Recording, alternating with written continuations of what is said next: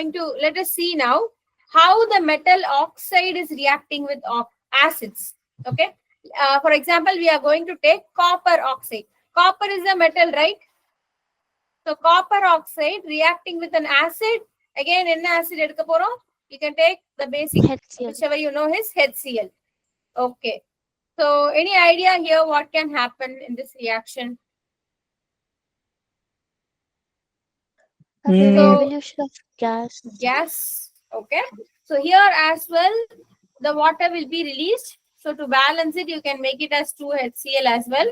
So water will be released here. H2O will be released. H2O, yes, And ma'am. remaining Copper CuCl. chloride. copper chloride. Okay. CuCl2. Correct? So copper chloride will be released. So this copper chloride is a salt and water. So salt and water is released. அப்படின்னா எப்ப நமக்கு salt and water release ஆகும்?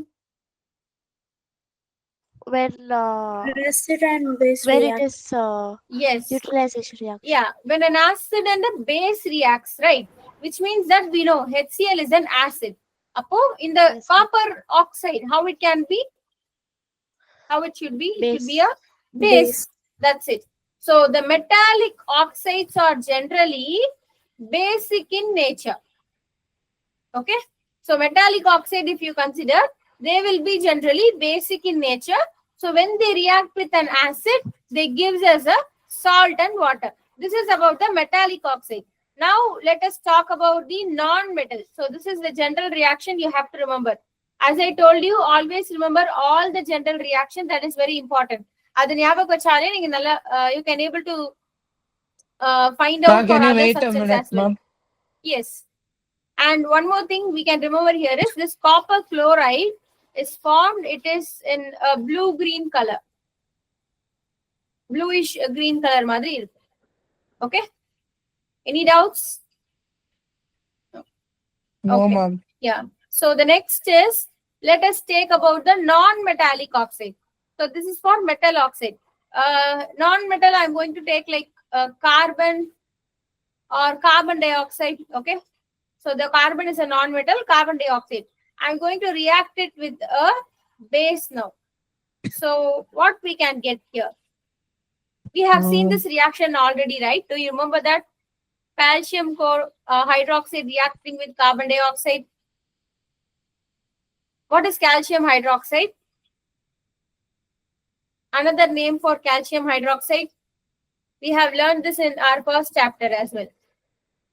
Can anyone think and say what is calcium? Lime. Slaked lime, right? So slaked lime, where do we use it? For whitewashing. Whitewashing. So when we apply this Yes. whitewashing, this on the wall, it is going to absorb the carbon dioxide, and how does it transforms? Into calcium carbonate. Yes, that is what here as well. It is calcium carbonate and it can be the water. So the same reaction happening here, which is a salt and water.